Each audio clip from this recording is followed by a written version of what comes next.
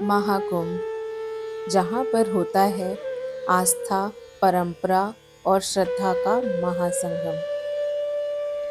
अब तक इस पावन धरती पर 50 करोड़ से भी ज़्यादा श्रद्धालु इस गंगा यमुना सरस्वती के संगम में डुबकी लगा चुके थे। आखिरकार हमारा भी समय आता है और हम इस पावन धरती पे पहुंच जाते हैं। सो लास्ट व्लॉग में आपने ऑलरेडी देखा कि कैसे हमने त्रिवेणी संगम के मेन पॉइंट पे जाके ये पवित्र डुबकी लगाई। इसके अलावा त्रिवेणी संगम पे जो बाकी की टूरिस्ट प्लेसेस हैं जैसे डिजिटल महाकुंभ, अकबर फोर्ट, सरस्वती कूप और आदि शंकर विमान मंडपम, ये सब भी मैंने आपको विजिट करवाए। अब आज के इस ब्लॉग में मैं आपको कराने वाली हूँ कुंभ मेले की कुछ और अदर इम्पॉर्टेंट प्लेसेस, जहाँ पे आपको, अगर आप कुंभ मेले में जा रहे हो तो डेफिनेटली आपको विजिट करनी चाहिए, और अगर आप नहीं विजिट कर पाए हो तो विजुअली मैं आपको इस ब्लॉग के थ्रू वहाँ पर लेकर चलूँगी। सो गुड मॉर्निंग एवरीवन और welcome to my another blog of Mahakumbh. कल हम लोग कुंभ आए थे और हमने अपने स्नान वगैरह सब कर लिए थे। कल हम गए थे त्रिवेणी संगम और आज हमारा है डे 2, और डे 2 पे अब हम लोग देखने जा रहे हैं बाकी और क्या क्या चीज़ें हैं जो कुंभ मेले में देखनी चाहिए। और आज रात को हमें वापस जाना है दिल्ली, तो आज का पूरा दिन होगा हमारे पास एक्सप्लोर करने के लिए। अभी हम लोग जा रहे हैं स्कूटी से, जैसे कि आपने लास्ट व्लॉग में भी देखा था कि कुंभ के एरिया में व्हीकल्स अलाउड नहीं है, तो 2 व्हीलर अलाउड थी कल, तो आज हम लोग फिर से 2 व्हीलर से ही जा रहे हैं। बट आज सुनने में शायद आ रहा है कि कल से ज़्यादा रश है, बिकॉज़ आज सैटरडे है, कल फ्राइडे था और वीकेंड से जनरली भीड़ बढ़ जाती है कुंभ में। तो देखते हैं कहाँ तक जाता है हमारा ये 2 व्हीलर, और जहाँ से फिर बोला जाएगा वहाँ पे हम लोग पार्किंग में लगा करके उसके बाद पैदल जाएंगे। चलिए स्टार्ट करते हैं अपने डे 2 को।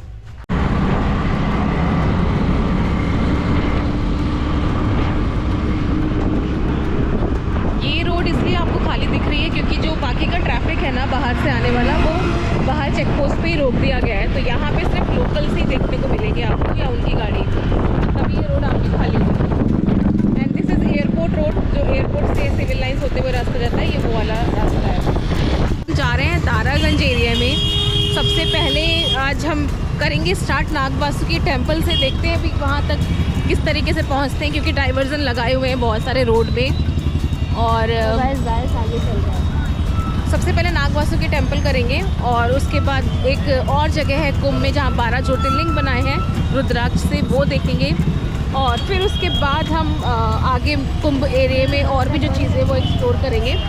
मेरे सामने कुछ लोग ट्रक में भर के भी जा रहे हैं और इनकी सवारी प्राइस लेते हैं 50 रुपये पर सवारी। और कल तो हमने इवन ठेलों पे भी लोगों को जाते हुए देखा था संगम से बाहर के साइड। तो जो मिल रहा है, जिसको मिल रहा है, वो वैसे ही सवारी बुक कर रहा है और बस अपना स्नान करके वापस आ रहा है। ये देखिए,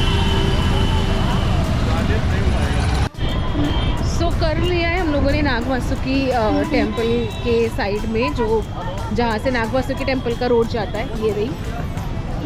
अब यहाँ से जाकर के आगे जाके कहीं है नागवासुकी टेम्पल।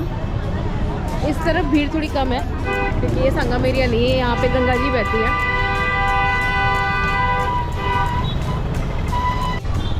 और ये रहे कैंप्स, यहाँ पे भी कैंप्स बने हुए हैं बहुत सारे।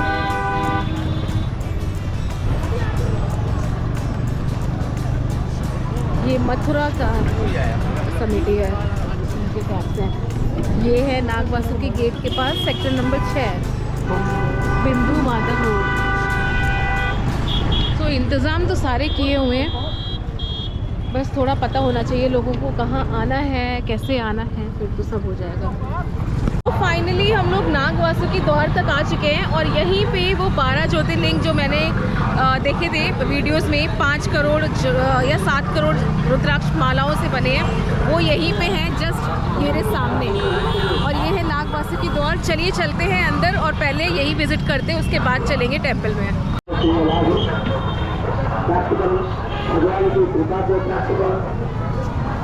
ये नागवासुकी द्वार है, सीधे टेम्पल की तरफ जाता है। एंड यहाँ पे वो 12 ज्योतिर्लिंग बनाए गए हैं।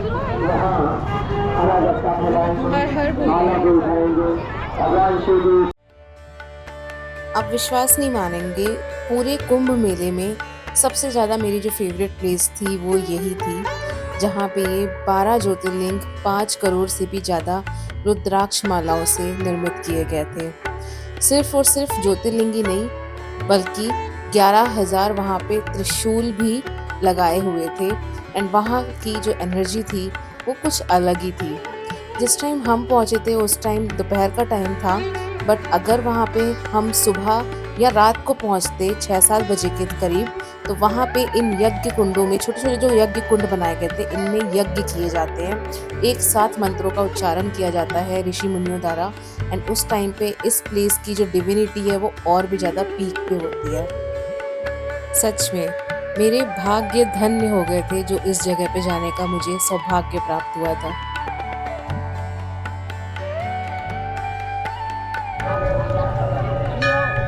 और यहाँ पे माता जी का मंदिर भी है, आप दर्शन कर लीजिए। भाई फोटो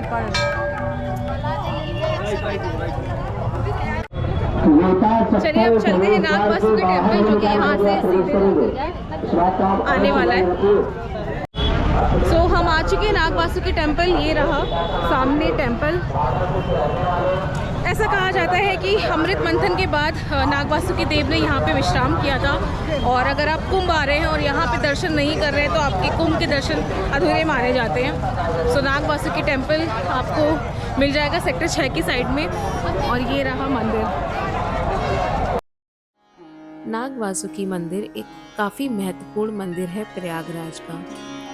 इसके काफ़ी सारे रीजंस हैं, जिसमें से प्रमुख कारण यही है कि जब अमृत मंथन के दौरान नाग वासुकी जी को काफ़ी ज़्यादा शरीर पे चोटें आई थी, तब उन्होंने इसी स्थान पर विश्राम किया था। और इस मंदिर का निर्माण स्वयं ब्रह्मा द्वारा किया गया है। सो इस वजह से ये मंदिर काफ़ी खास है। इसके अलावा भारत में आपको काफ़ी कम जगह देखने को मिलेंगी जहाँ पे आप स्वयं नाग वासुकी जी की पूजा कर सकते हैं। यही कारण है कि आज भी नाग पंचमी के वाले दिन यहाँ पर लाखों करोड़ों श्रद्धालु आते हैं श्री नाग वासुकी जी को जल और दूध चढ़ाने। इसके अलावा आपको इस मंदिर परिसर से पूरे त्रिवेणी संगम के बेस्ट व्यू देखने को मिलते हैं, जैसे कि हमें देखने को मिले थे। सो नाग वासुकी टेम्पल से आप पूरे मेले का व्यू भी देख सकते हो।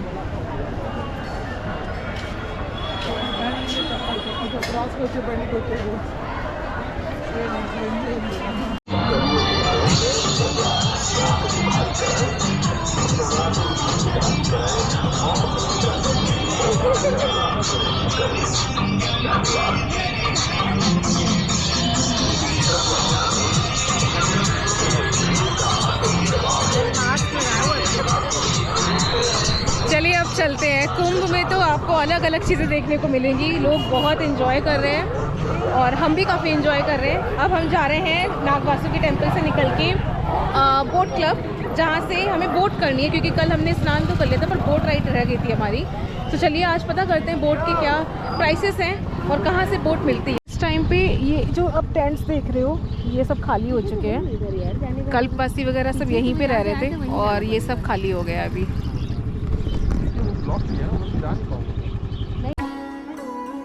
हम लोग 14 फरवरी को गए थे महाकुंभ मेले में, और उस टाइम तक आपको पता है सारे शाही स्नान हो चुके थे। ज़्यादातर जो अखाड़े थे वो खाली हो चुके थे। फिर भी हमें थोड़े बहुत अखाड़े देखने को मिले, वहाँ पे साधु बाबा भी देखने को मिले। जैसे कि अभी हम ये वृंदावन के किसी अखाड़े में जा रहे हैं जिसके सामने ही भंडारा भी चल रहा था। अभी हम भंडारा भी खाएंगे। बाकी सारी बेसिक चीज़ें वहाँ पे अवेलेबल थी। इट जस्ट दैट वहाँ से जो अखाड़े थे कल्पवासी थे वो सब जा चुके थे। हम लोग भी लाइन में लग गए। यहाँ पे आगे भंडारा चल रहा है। यहाँ पे है वृंदावन का चंद्रोदय मंदिर और इसके सामने ये भी भंडारा चल रहा है। कुछ खाएंगे फिर बोट क्लब जाएंगे, बिकॉज अभी बहुत टाइम हो गया है और हमें भूख लग रही है।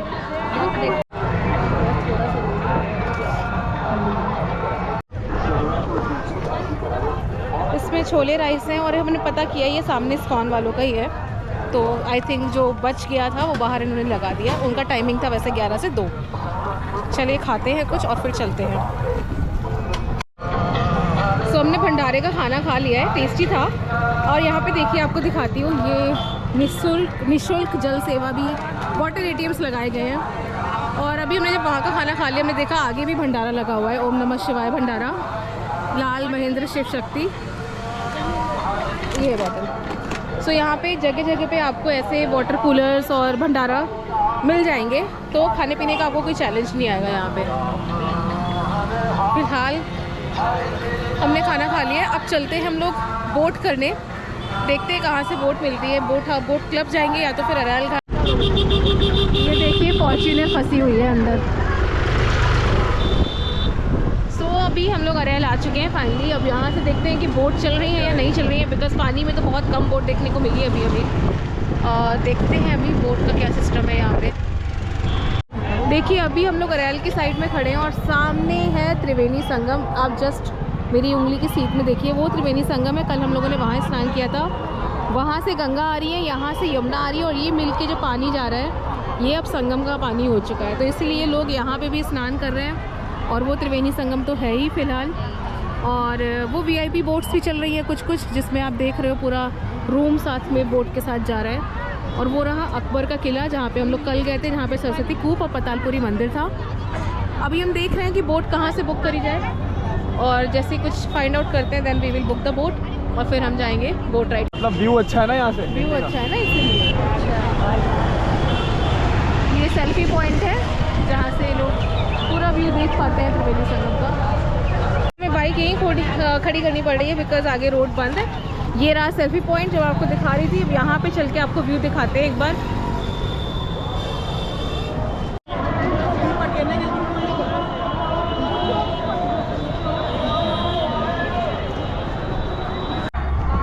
मेरे पीछे आवाज़ें देख रहे हो, ये सब खोया पाया केंद्र से आ रही हैं। भीड़ इतनी है कि आज भी लोग खो रहे हैं और एक दूसरे के लिए अनाउंसमेंट करवा रहे हैं। कुछ ही घाट पे भीड़ है, जैसे त्रिवेणी संगम के आसपास। बाकी तो मेला क्षेत्र थोड़ा सा खाली था, यहाँ पे ही बहुत भीड़ हुई है। बस अरैल घाट पे भीड़ दिखी है और त्रिवेणी संगम पे भीड़ दिखी है। हम भी यहाँ नहीं आते अगर हमें बोट नहीं करनी होती तो, क्योंकि या तो आप बोट हाउस से बोट करो, या तो आप अरैल घाट से करो, या आप सोमेश्वर घाट से करो। ये आप जो सामने देख रहे हो ये है VIP घाट। वो VIP बोट UP ATS की खड़ी है, वहाँ से ही बोट बुक होती हैं।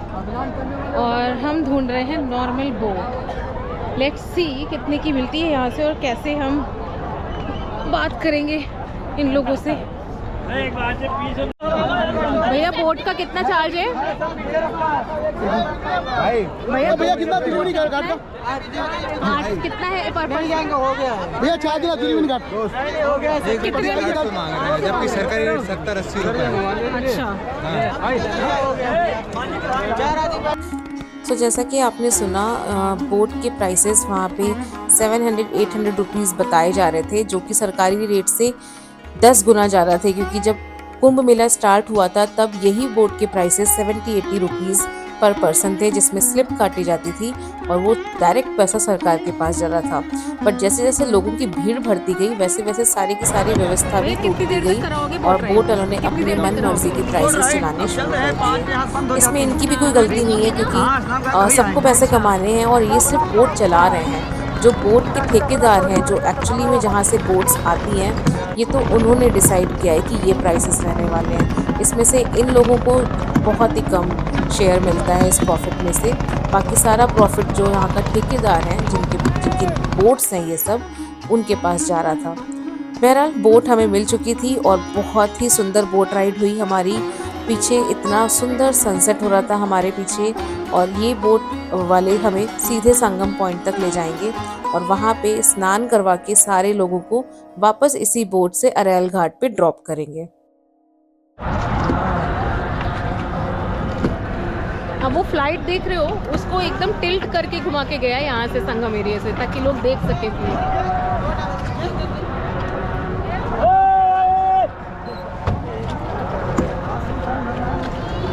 बहुत प्यारा सनसेट हो रहा है मेरे पीछे।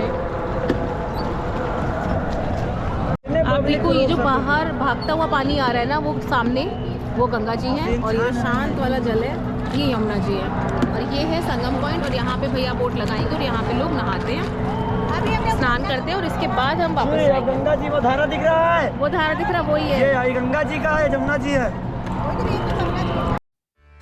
वहीं उस बोट राइड से मैंने कुछ ड्रोन शॉट्स लिए थे त्रिवेणी संगम के। सो ये हैं कुछ फुटेजेस आप लोगों के लिए, सो दैट आप भी इसके एरियल व्यू एंजॉय कर पाएँ।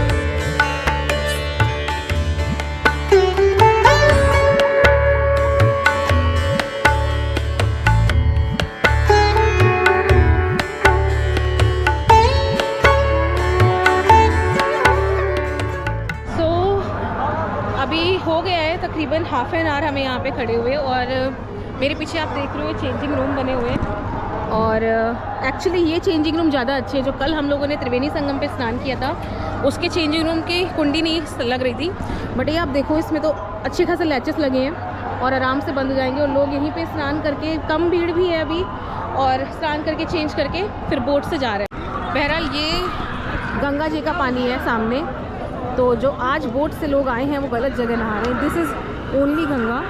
आगे जाके वो यमुना और गंगा का जो मिलन है वहाँ पे संगम हो रहा है।